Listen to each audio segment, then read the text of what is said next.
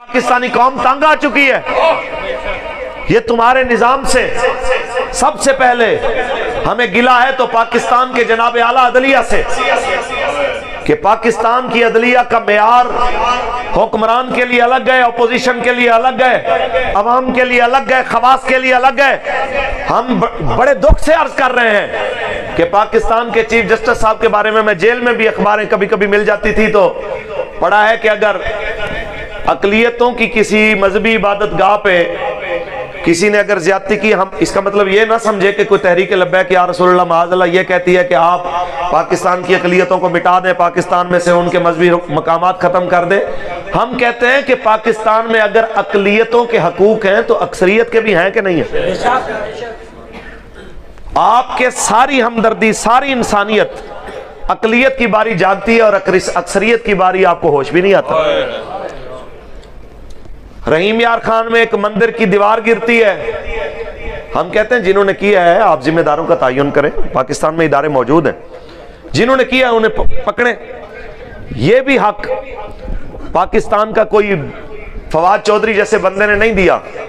یہ جو حق ہے اقلیتوں کو اپنے ملک کے اندر سہولت پرووائیڈ کرنا، یہ بھی محمد عربی کے دین کی برکت ہے کہ حضرت سعد بن ابی وقاص کے پاس جس وقت آپ کے جناب اعلیٰ علاقے میں ایک آ کے عیسائی نے شکایت کی کہ آپ کے سپاہی نے آ کے ہمارے بت کی آنکھ توڑی ہے، ہمارے جناب اعلیٰ وہ آیا ہے عبادت خانے میں، ہمارے مندر میں آیا ہے اور آ کے جناب اعلیٰ بلا وجہ مداخلت کی ہے اور اس نے ہمارے بت کی آنکھ توڑی، تو آپ نے اس کو سامنے کھڑا کر دیا، فرمایا یا تو اس کو معذرت کر یا کسی طریقے سے راضی کر، یا پھر کہنے لگے جس طرح تیرے بت کی آنکھ توڑی ہے تو بھی اس کی آنکھ نکال۔ یہ حقوق اقلیت کو محمد عربی کے دین نے دیے، ٹھیک ہے؟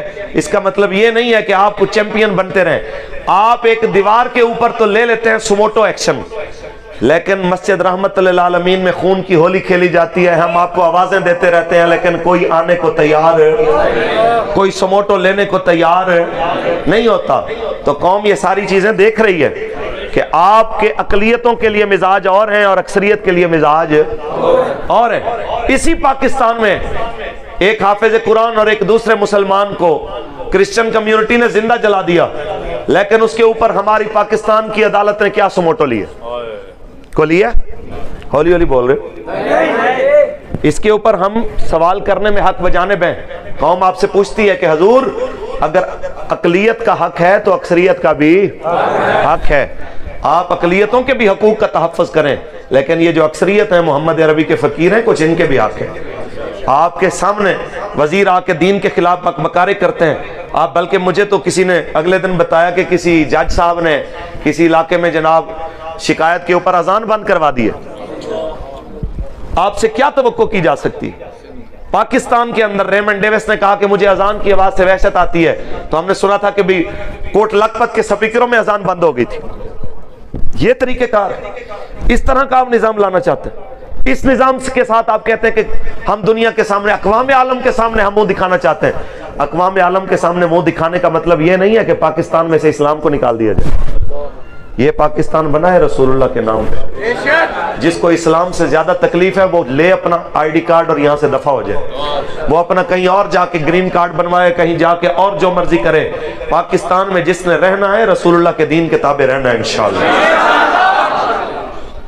یہ جتنے بھی وزراء ہیں ان سب کو چاہیے کہ اپنی زبان کو لگام دیں، اور میں اس سے بہتر لفظ نہیں جو مفتی منیب الرحمان صاحب نے بتایا تھا کہ جن لوگوں کو منہ کی بواسیر ہے، ایسے لوگوں کا ہمارے پاس کوئی علاج نہیں ہے۔ ایسے لوگوں کو اسی وقت ان کا علاج ہونا ہے جب محمد عربی کے دین نے آنا ہے۔ آپ میں سے کون کون چاہتا ہے کہ حضور کا دین تخت پہ آئے؟ آپ سب چاہتے ہیں؟ قوم سب کو آزما چکی ہے کہ جب 60 بندہ، یہ پاکستان کے ایک سابقہ وزیر اعظم صاحب کا بیان تھا، اور اس میں ہمارے موجودہ وزیر اعظم صاحب جو تشریف فرما ہیں، براجمان ہیں، چاہے وہ جیسے بھی آئیں لیکن ہیں تو ہمارے وزیر اعظم نے، تو وہ ان کا بھی بیان ہے، امریکہ میں 60 بندوں نے زہریلی شراب پی اور وہ مر گئے، تو سب کا بیان آیا۔